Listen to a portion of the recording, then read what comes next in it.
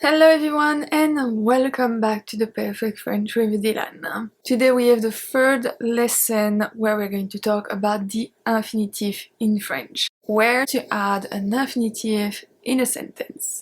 So if you haven't seen part 1 and part 2, I highly recommend you to check it out. They are the lessons just before this one. But of course we are still in the conjugation course, so today on the book we are going to go from page 219 to 224. Just like yesterday, we are going to see a lot of little lessons today. So we are going to see il est plus adjectif plus de plus infinitif, c'est plus adjectif plus de plus infinitif, c'est plus adjectif plus a plus infinitif, seul plus a plus infinitif, ordinal number plus a plus infinitif, il faut plus infinitive, we are going to see the past infinitive, the negative infinitive, and also merci de plus infinitive. So let's start with il est plus adjective plus de plus infinitive. So like I said yesterday, il est is a very formal way to speak in French. You're going to use it more when you write an email, a letter if you ever write letters, a book, anything like that. But if you speak French, you're going to use more c'est that we're going to see in the next point.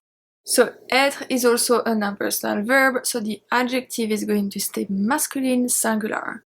We're never going to have a feminine after il est, or even a plural. You have a long list of commonly used expressions in the book. We are going to see 6. We have il est dangereux de, it's dangerous to. Il est interdit de, it's forbidden to.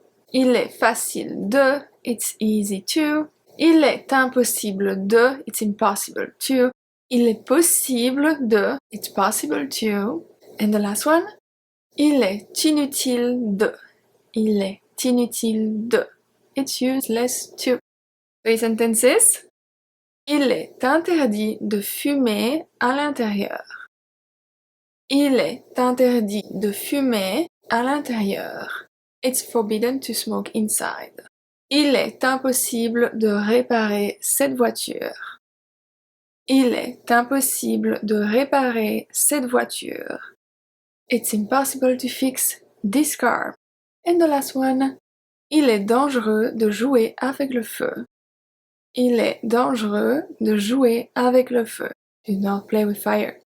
So that point was not too hard. We have the exact same thing with c'est plus adjective plus de. So once again, the adjective is going to stay masculine singular because after c'est, we don't have a feminine or plural. So this is more the informal way to speak, so it's more spoken French.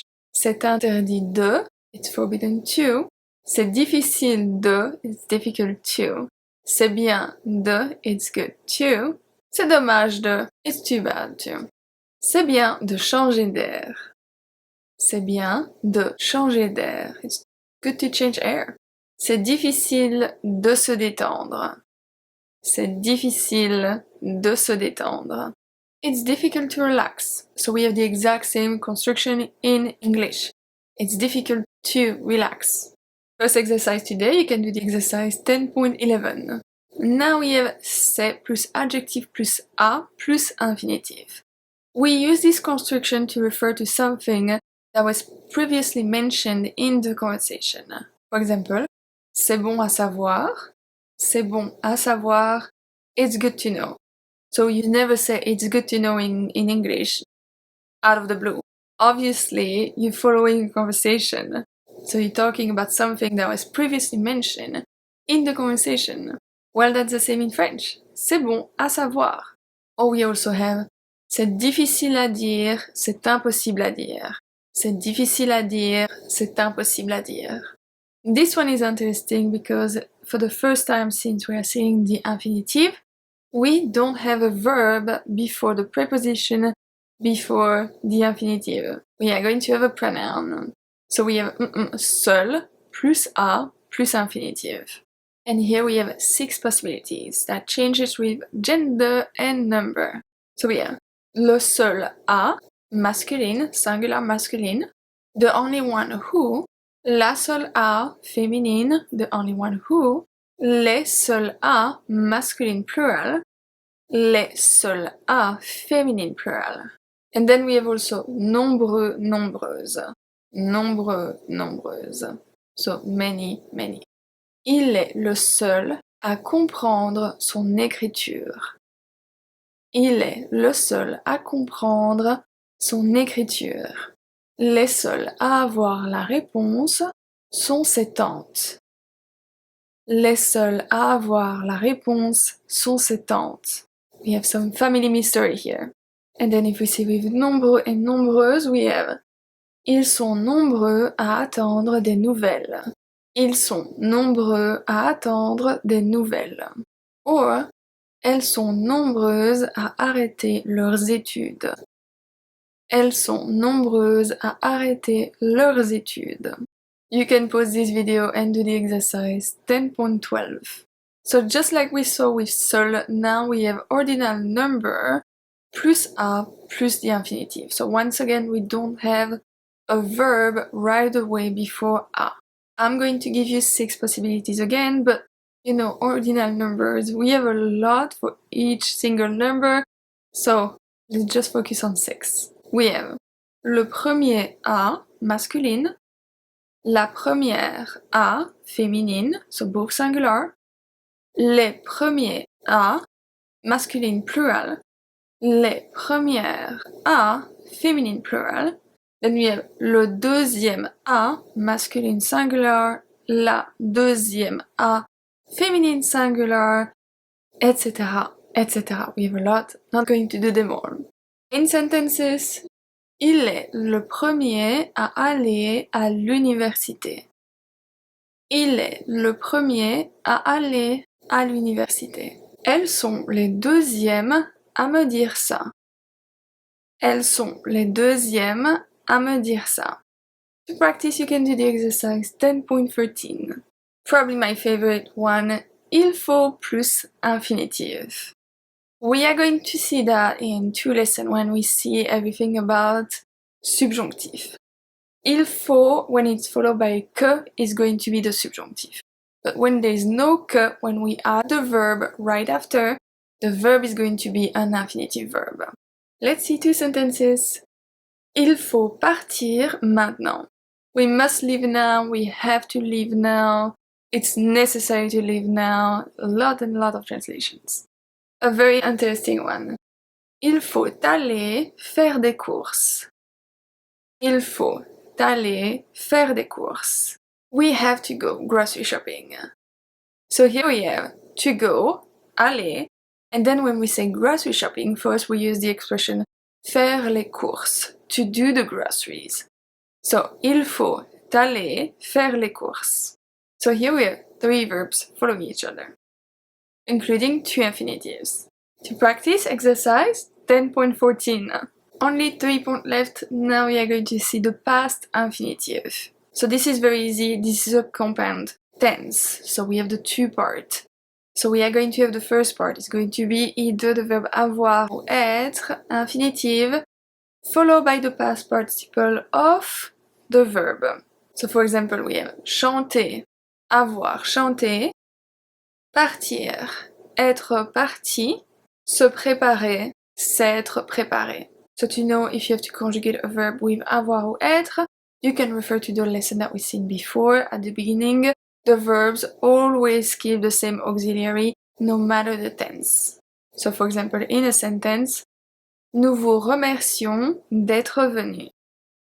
Nous vous remercions d'être venus. So here, d'être venu is going to take a S because it's a nous. So here we imply that it's only masculine plural.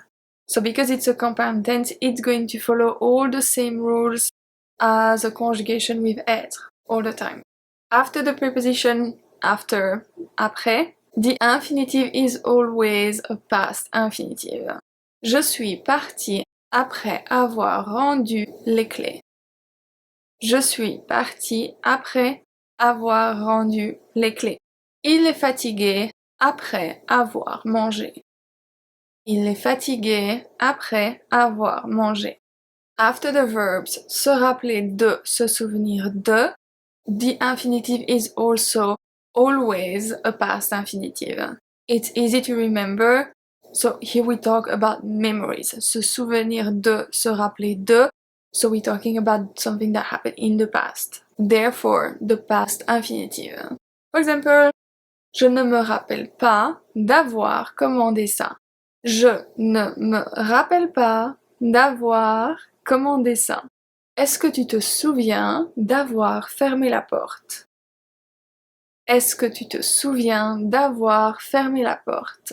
Now the negative infinitive. When the verb is infinitive, we've seen that in many lessons during this course. No matter if it's a past infinitive or present infinitive, we are going to have the two parts of the negation. So do you remember the negation is always two parts, ne pas, ne plus, ne rien, ne jamais, etc. Both of them are going to be before the verb, no matter if it's a present infinitive or a past infinitive. Let's see. J'essaye de ne pas fumer. J'essaye de ne pas fumer. I try not to smoke. Or, c'est sale de ne pas se laver les mains. C'est sale de ne pas se laver les mains. If you have a pronoun, a direct object pronoun, an indirect object pronoun, the pronoun is going to stay between the negation and the verb. Je préfère ne pas y retourner. Je préfère ne pas y retourner. Or, c'est difficile de ne pas le voir. C'est difficile de ne pas le voir. Last point for the infinitive, we have merci de plus infinitive. So this is a very formal way to thank people. You're going to find that mostly in signs. For example, sign when you go to a hotel, they say thanks to not do that, thanks to not do that, etc. This is the exact same way in French.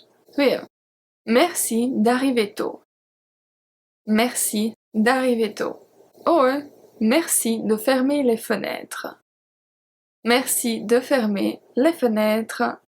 And the third one, merci d'être venu. Merci d'être venu.